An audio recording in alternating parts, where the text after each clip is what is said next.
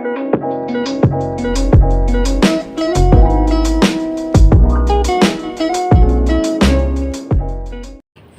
semuanya, perkenalkan nama saya Gabriel Misela Nikatama Putri, NPM 217111118 dari Prodi Ilmu Komunikasi Universitas Bandar Lampung.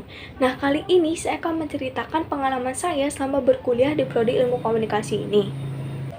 Nah, jadi sebelum akhirnya saya memilih prodi ilmu komunikasi ini, saya lebih tertarik pada jurusan psikologi. Karena sejak waktu itu saya pengen banget jadi seorang psikolog. Nah, tetapi pada tahun kedua saya SMA, saya mulai tertarik pada jurusan ilmu komunikasi ini. Karena pada waktu itu saya ingin menjadi seorang jurnalis. Walaupun menurut saya tidak cocok menjadi seorang jurnalis atau kuliah di jurusan ilmu komunikasi. Karena menurut saya ini merupakan orang yang introvert. Jadi di SMA saya itu setiap tahunnya diselenggarakan yang namanya EduFair. EduFair itu merupakan pameran kampus swasta di seluruh Indonesia. Jadi saya memanfaatkan EduFair tersebut untuk mencari informasi tentang jurusan psikologi dan jurusan ilmu komunikasi. Walaupun pada waktu itu saya tidak boleh kuliah di kampus swasta karena mahal. Tetapi saya tetap mencari informasi tentang kedua jurusan tersebut.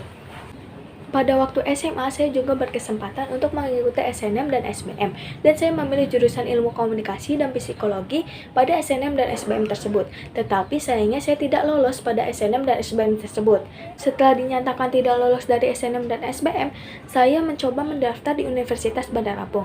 Nah, di Universitas Bandar Lampung ini, saya mendaftar lewat jalur beasiswa dan memilih prodi ilmu komunikasi sebagai prodi yang diambil. Setelah mengikuti tes, saya dinyatakan lolos masuk ke Universitas Bandar Lampung dengan prodi ilmu komunikasi tersebut. Nah, singkat cerita, sekarang saya sudah di semester 3, tetapi saya baru merasakan kuliah offline ini semenjak saya semester 2 akhir. Karena semenjak saya kelas 2 SMA sampai saya kuliah ini, terjadi pandemi COVID-19.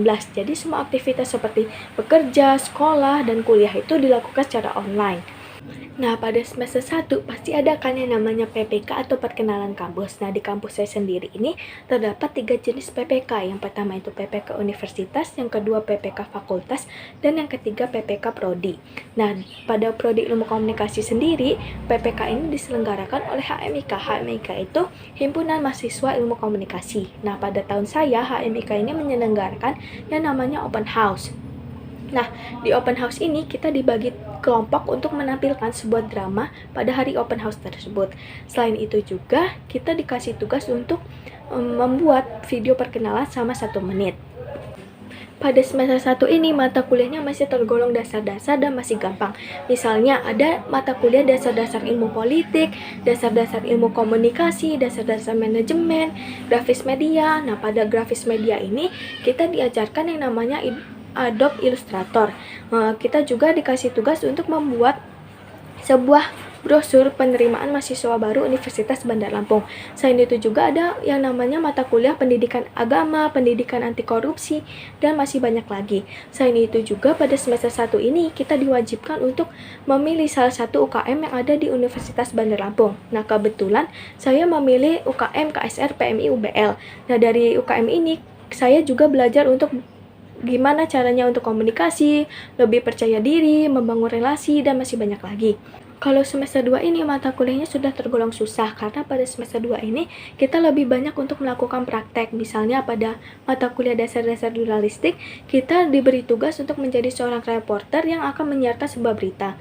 Selain itu juga kita diajarkan untuk menulis sebuah berita yang baik dan benar.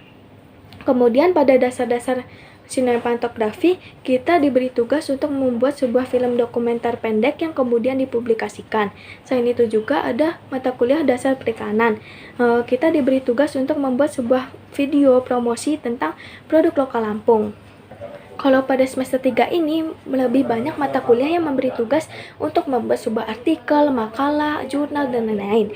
Selain itu juga mata kuliah pada semester 3 ini merupakan mata kuliah lanjutan dari semester 1. Misalnya pada semester 1 terdapat mata kuliah dasar-dasar ilmu politik. Nah, semester 3 ini terdapat mata kuliah ilmu politik. Selain itu juga terdapat mata kuliah psikologi komunikasi, aplikasi statistik, innovation, dan public speaking and presenting.